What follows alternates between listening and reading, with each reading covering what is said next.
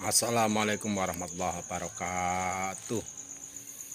Teman-teman semua yang saya hormati, hidupnya jasmani bergantung pada hidupnya rohani, teman-teman. Sedangkan hidupnya rohani itu bergantung pada sifat hidup, yaitu sifat hayat, teman-teman. Oleh karena itu jasmani bisa melihat, bisa mendengar, bisa bicara, ya teman-teman. Diri kita bisa melihat, bisa mendengar, bisa bicara, itu karena ada rohaninya, masih ada rohaninya, itu teman-teman ya. Manakala rohani itu keluar, maka raga tidak akan mampu mendengar, melihat, bicara, bergerak, bahkan bernapas tidak mampu, teman-teman. Jadi kaku, mati, jasad, mayat, bangkai, teman-teman ya. Itulah. Jadi ketika tubuh itu ditinggalkan rohani, maka tubuh itu jadi bangkai. Dengan begitu teman-teman, maka sejatinya yang bernapas, yang melihat, yang mendengar, ya, yang bicara itu siapa, teman-teman? Apakah jasmani, apakah rohani? Ya teman-teman, kalau yang berbicara itu jasad, ya teman-teman, coba itu ya orang yang sudah meninggal, bicara apa tidak, bernapas apa tidak, ya yang sudah meninggal itu ketika dicuci atau ketika dikafani atau ketika dimakamkan, bicara tidak, bernapas tidak, mendengar apa tidak, teman-teman ya, merasakan tidak. Jadi yang merasakan, yang bicara, yang mendengar, yang melihat, yang bernapas, ya itu sebenarnya sejatinya adalah rohani itu, teman-teman, rohani ya. Dan rohani itu, kiprah rohani itu adalah ya dari sifat hayat, ya teman-teman ya, bersandar dari sifat hayat, sifat hidup, sifatnya Allah Subhanahu wa taala, teman-teman. Oleh karena itu yang bernafas, yang mendengar, yang melihat, yang bicara itu rohani, ketika sudah meninggal dunia di alam barzah, di alam kubur, jadi rohani itu ya masih bisa berkiprah, teman-teman, masih bisa berkiprah, ya bernapas, ya mendengar, ya teman-teman, ya bicara, ya bergerak dan sebagainya. Hanya saja beda, teman-teman, kiprahnya tersebut beda dengan ketika menyandang tubuh jasmani, ya teman-teman. Bicaranya beda, bicaranya itu tidak pakai kecap mulut, cuma bisa dipahami, teman-teman. Andai kata berkomunikasi, ya teman-teman, dikata di sini berkomunikasi bisa dipahami, teman-teman. Lah oleh karena itu yang akan diazab, yang akan diizab, yang akan merasakan surga dan neraka itu apakah jasmani, apakah di alam ini, ya teman-teman, karena jasmani adanya di alam ini. Karena tidak, teman-teman ya. Yang akan dihisab, yang akan diazab, dan yang akan menikmati surga dan neraka itu adalah rohaninya, teman-teman. Karena yang berbuat, yang bertindak sejatinya ya rohani, jasmani hanya media, hanya apa, teman-teman, menghantarkan, teman-teman ya, menghantar itu teman-teman. Jadi di alam barzah, di alam kubur, di alam akhirat, ya, di alam kehidupan arwah para roh itu masih bisa menarik napas teman-teman, keluar masuk napas. Cuma ya nggak seperti bernafasnya tubuh fisik teman-teman, beda sudah. Begitu teman-teman.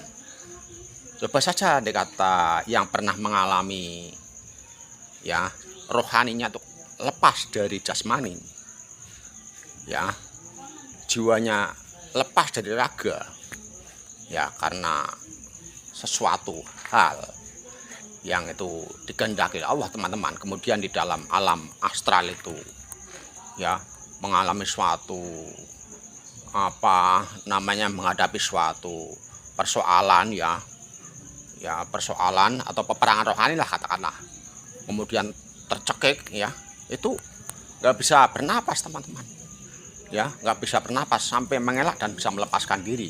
Itu yang pertama. Kemudian yang kedua, andai kata yang pernah lepas rohaninya, ya sokmanya, jiwanya dari raga, kemudian berhadapan dengan makhluk jahat, sampai-sampai ketika berhadapan itu udara yang dihirup pun seakan mengandung racun teman-teman, seakan udara yang dihirup, sehingga sempat lumpuh tubuh ini, ambruk ke bumi, ya. Dan ketika saat itu ada pertolongan Allah, ya sehingga bisa bangkit lagi. Nah itu bukti ya secara astral, bukti secara metafisik, bukti secara rohani, ya secara rohaniah itu masih ya bisa keluar masuk napas teman-teman. Oleh karena itu ya ketika meninggal dunia, para roh di sana itu hidup, ya hidup. Oleh karena itu ada di alam kubur itu laksana bangunan-bangunan yang surga, ya ada juga laksana bangunan-bangunan bak neraka gitu teman-teman ya. Oleh karena itu ada larangan dari kanjeng Nabi, hadis, ya jangan duduk di atas kubur, jangan duduk di atas makam ya teman-teman. Barangkali ada teman-teman yang pernah bermimpi, ya karena jiwa di alam kubur itu ya masih bisa berinteraksi dengan jiwa-jiwa yang masih ada di dunia teman-teman. Ya jiwa-jiwa yang ada di dunia itu ya ketika tubuh jasmani itu tidak sadar ya teman-teman, tidur, maka jiwanya itu yang mengambil peranan teman-teman ya. Ketika itulah bisa berinteraksi dengan arwah-arwah, ya roh-roh di alam kubur ya teman-teman, di alam barzah. Nah barangkali ada yang mengalami, teman-teman lagi tidur, misalkan leluhurnya atau orang tuanya sudah meninggal, tiba-tiba teman-teman seakan-akan didulit oleh orang tuanya, didulit. Nah ketika terbangun teringat orang tuanya sudah meninggal, bersegera yang menengok ke makamnya. Ternyata di makamnya itu ada seseorang sedang duduk di atas makamnya teman-teman, yang mungkin itu lagi mendoakan gitu teman-teman ya, makam di sebelahnya gitu. Jadi keyakinan ya, ini keyakinan teman-teman ya, bahwa di alam arwah, di alam rohani itu masih bernapas, menarik keluar masuk napas, masih merasakan sakit, ya bernapas, ya bicara, ya melihat, ya mendengar teman-teman semua ya saya hormati. Oleh karena itu ya teman-teman, seandainya ada yang berpendapat atau berkeyakinan bahwa neraka dan surga itu adanya di alam dunia ini, ya ketika masih keluar masuk napas, ketika masih bernapas, itu mana keterangan yang jelas Pak teman-teman, firman Allah yang jelas, ya yang jelas ya keterangannya Bapak, surga dan neraka adanya di alam ini, ya neraka itu adanya ketika kita masih keluar masuk napas di dunia ini ya teman-teman. Mana keterangannya teman-teman ya, itu kalau surat Hud ayat 106, ayat 107, ayat 108 juga tidak secara terang menjelaskan seperti itu. surat Al-Baqarah 281 juga tidak menerangkan seperti itu teman-teman ya. Jadi kalau tidak diterangkan secara terang ya teman-teman, kita ya seperti saya sendiri sebagai orang awam ya, sebagaimana diterangkan dalam surat Al-Imran ayat 7 ya teman, ya kami yakin saja. Jangan membenturkan ya umat kepada Tuhannya ya. Jangan membenturkan gitu teman-teman ya. Jangan membuat keraguan-raguan ya keimanan umat terhadap firman Allah teman-teman. Jadi sudah jelas itu dalam surat Hud ayat 106, 107, 108 ya. Jadi tidak disebutkan bahwa surga itu adanya di sini, di dunia ini.